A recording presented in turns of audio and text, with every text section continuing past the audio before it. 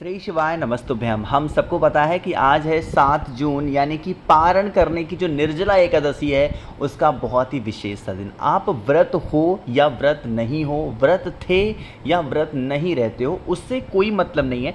But आज आप सभी लोगों को एक ऐसा दिया लगाना है जिससे भगवान हरि, भगवान नारायण की कृपा आप सभी के परिवार के ऊपर हमेशा बनी रहेगी। ठीक है ना। ये जो दिया आप लोग को स्क्रीन पे दिखाई दे रहा है, आज के दिन आप सभी को यही दीप अपने घर पे प्रज्वलित करना है।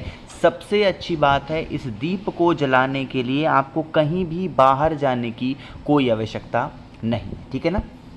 चलो, सबसे पहले मैं आपको बताना चाहता हूँ, इस उपाय के लिए कोई नहीं ज़रूरी है कि आपको मिट्टी का ही दिया। जब भी हम पंचमुखी दिया लगाने की कोशिश करते हैं वहाँ दीपक का कोई महत्व नहीं होता। कहने का मतलब है, ये नहीं ज़रूरी होता कि मिट्टी का दिया लेना है, पीतल का दिया लेना है या फिर आटे का दिया लेना। जो भी दिया आपके अकॉर्डिंग परफेक्ट हो, आपके अकॉर्डिंग ठीक हो, कोई सा भी दीपक आप ले सकते हो। ठीक है ना। देखो क्या दिखाई दे रहा है स्क्रीन पे, आप लोग को दिखाई दे रहा होगा यहाँ पे एक माता तुलसी का पौधा। आपको पता होना चाहिए कि एकादशी जो निर्जला एकादशी होती है, वो जितने भी लोग होते हैं उनमें से सबसे बड़ी एकादशी मानी जाती है। मतलब जितने भी लोग, मतलब जितनी भी एकादशी साल भर में होती है उनमें से सबसे बड़ी मानी जाती है। तो क्या करना है, माता तुलसी के पास में ही आपको, जो मैंने आप लोग को दिया दिखाया ना, कौन सा दिया, पंचमुखी। कैसे लगाओगे, एक बत्ती आप लोग को ऐसे लगानी है, एक बत्ती आपको ऐसे लगानी है, तीसरी बत्ती आपको ऐसे लगानी है, चौथी बत्ती आपको ऐसे लगानी है और पांचवी बत्ती आपको ऐसे लगानी है। यानी कि एक ही दीपक के अंदर आपको 5 बत्ती लगानी है। ठीक है ना। अब ध्यान रखिएगा, हम यह उपाय किसी विशेष तिथि, विशेष परिस्थिति के लिए कर रहे हैं। तो दीपक के अंदर क्या डालेंगे, आपको घी डालना। ठीक है ना। घी डालने के बाद में अब आप सभी लोगों को इस दीप को क्या करना है, प्रज्वलित करना है। जो दिया हम सभी लोग प्रज्वलित कर रहे हैं वो दिया कौन सा है, पंचमुखी। अब आप लोगों को एक एक बत्ती को यहाँ पे जलाना होगा। ध्यान रखिएगा, जब ये पंचमुखी दीपक हम पंचमुखी बत्ती पे लगा रहे हों तो आप लोग को 5 नाम भी बोलना है। वो कौन सा नाम है, सबसे पहली बत्ती जब जला रहे हो तो अपने देवादिदेव महादेव का स्मरण करना है। ठीक है ना। दूसरी बत्ती जब आप जला रहे हो तो सर्वप्रथम पूजनीय देवता अपने हिंदू धर्म, सनातन धर्म के कौन हैं, भगवान गणेश, उनके नाम की। तीसरी जब बत्ती आप प्रज्वलित कर रहे हो, यानी कि जब तीसरी बत्ती आप जला रहे हो तो किसका स्मरण करना है, जगत जननी जगदम्बा माँ दुर्गा का। चौथी बत्ती जब आप प्रज्वलित कर रहे हो तो भगवान विष्णु का। और जो लास्ट बत्ती आप प्रज्वलित कर रहे होंगे उसमें किसका स्मरण करना है, पूरे विश्व, पूरे संसार को अपनी रोशनी से जगमग करने वाले भगवान सूर्य का स्मरण करते हुए जलाना है।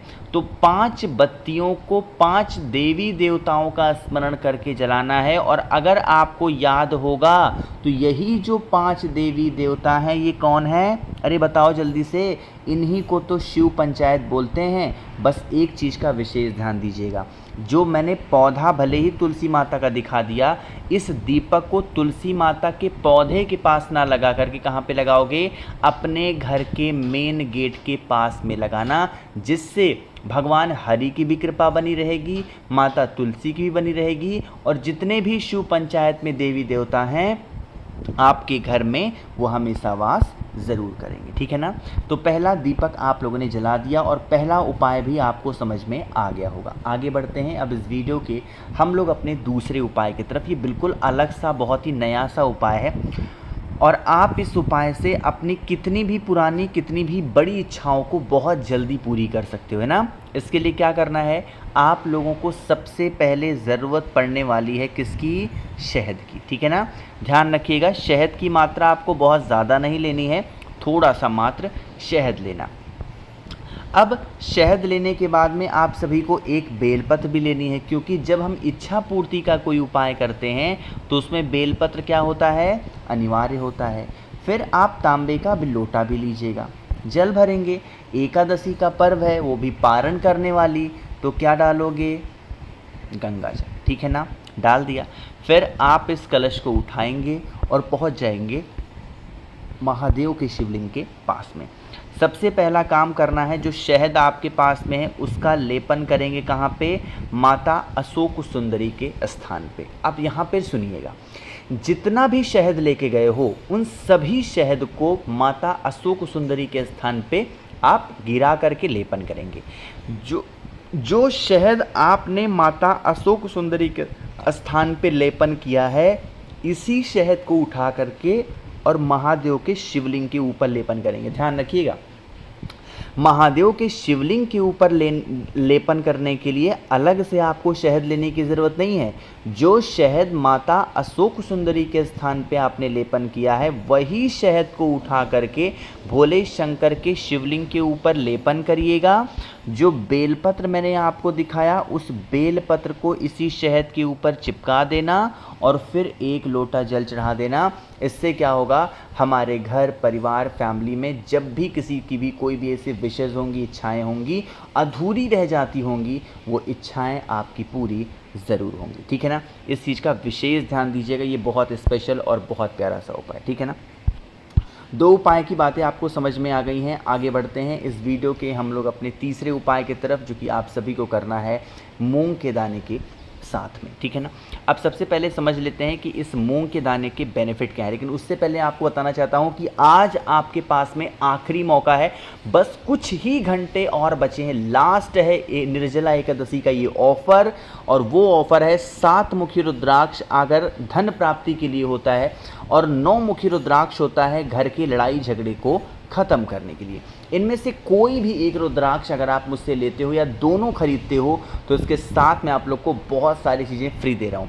सबसे पहले तो स्क्रीन पे आप लोग को महादेव का एक शिवलिंग दिखाई दे रहा है, जो कि पानी से जलने वाला शिवलिंग है। जैसे ही थोड़ा सा जल चढ़ाओगे, इनमें से एक लाइट जलेगी, जिसका दृश्य बड़ा ही मनोरम, बड़ा ही सुंदर होता है। ठीक है ना, तो ये आपको बिल्कुल फ्री मिल रहा है। इसके साथ आपको पंचमुखी रुद्राक्ष बिल्कुल फ्री मिलने वाला है, 3 मुखी रुद्राक्ष आपको बिल्कुल फ्री मिलने वाला है, रुद्राक्ष की माला आपको बिल्कुल फ्री मिलने वाली है, और प्लस आप लोग को 50 ग्राम भस्म आपको मिलने वाला है, जो कि बेल की छाल से बनाए गए हैं, वो बिल्कुल फ्री में, प्लस 4 स्टिकर श्री शिवाय नमस्तुभ्यम के आपको फ्री मिल रहे हैं। तो इन सभी चीज़ों का अगर आपको लाभ उठाना है तो जल्दी से आप करिए व्हाट्सएप पे मैसेज 9005643345 मेरा व्हाट्सएप नंबर है। ध्यान रखिएगा, कैश ऑन डिलीवरी की सुविधा मैंने उपलब्ध करा रखी है, तो आपको पहले पैसे देने की ज़रूरत नहीं है, और बहुत ही कम रिजनेबल प्राइस में आप सभी लोगों को दे रहा हूँ। ठीक है ना, लिमिटेड टाइम में जल्दी से ऑफर करेंगे। देखो, अब बातें करते हैं इस तीसरे उपाय की।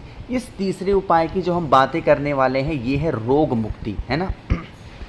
जैसे घर में, परिवार में अगर कोई ऐसा सदस्य है जो बहुत ज़्यादा बीमार रहता है, तो सबसे पहले क्या करना है, 1 चुटकी मूंग के दाने ले लो। ठीक है ना, 1 तांबे का लोटा ले लो, जल भर लेना। एकादशी का पर्व है तो क्या डालोगे, गंगा जल, और जो 1 चुटकी मैंने आपको मूंग के दाने को दिखाया उसे डाल देना, है ना। फिर आप इस कलश को उठाएंगे और भोले शंकर के शिवलिंग के पास पहुंच जाएंगे। जितना भी जल आपके कलश में है मूंग के दाने वाला, उसे कुंदकेश्वर महादेव के नाम से 7 बार में चढ़ाएंगे। एक ही बार में पूरा चढ़ा नहीं देंगे, सीधा जल महादेव के शिवलिंग के ऊपर, और एक ही बार में अगर आप समर्पित कर देते हैं तो इससे आपके घर परिवार में कोई व्यक्ति रोगी नहीं होगा, और अगर कोई है तो बीमारियां उसकी ख़त्म बहुत जल्दी हो जाएंगी। ठीक है ना, आगे बढ़ते हैं इस वीडियो के सबसे आखिरी उपाय की तरफ, जो कि एकादशी का बहुत पावन सा और बहुत प्यारा सा उपाय है। लेकिन कैसे करना है बातें करेंगे। सबसे पहले करिए वीडियो को लाइक, जिसने अभी तक चैनल को सब्सक्राइब नहीं किया, मेरी आवाज़ आप पहली बार सुन रहे हैं, चैनल को ज़रूर सब्सक्राइब करेंगे। ठीक है ना, यह उपाय धन संपदा के लिए है। 41 चने की दाल को लेंगे, 41। ठीक है ना, कुछ नहीं करना है, बस सीधा जाओ महादेव के शिवलिंग के पास में, 41 चने की दाल लो, पहले 1 लोटा जल चढ़ाओ, हाथों से जल का लेपन महादेव के शिवलिंग के ऊपर करो, और जो 41 चने की दाल बताया मैंने ना, उसे कुंदकेश्वर महादेव के नाम से चढ़ा देना। साल भर पैसों की दिक्कत होगी नहीं, और तब भी दिक्कत होती है तो 7 मुखी रुद्राक्ष अपने गले में धारण कर लो, परिवार में सभी को पहना दो। पैसे तो क्या होते हैं आपको पता भी नहीं चलेगा, इतने पैसे आएंगे आपके पास, ठीक है ना। तो करिएगा ज़रूर। बाकी मैंने कोशिश की आप सभी को सब कुछ अच्छा बताने की। वीडियो पसंद आई हो तो लाइक करिएगा, कुछ पूछना है नीचे कमेंट सेक्शन में पूछें, और मेरे जितने भी भाई बहन आवाज़ आज मेरी पहली बार सुन रहे हैं, चैनल को ज़रूर सब्सक्राइब करेंगे। श्री शिवाय, नमस्तुभ्यम।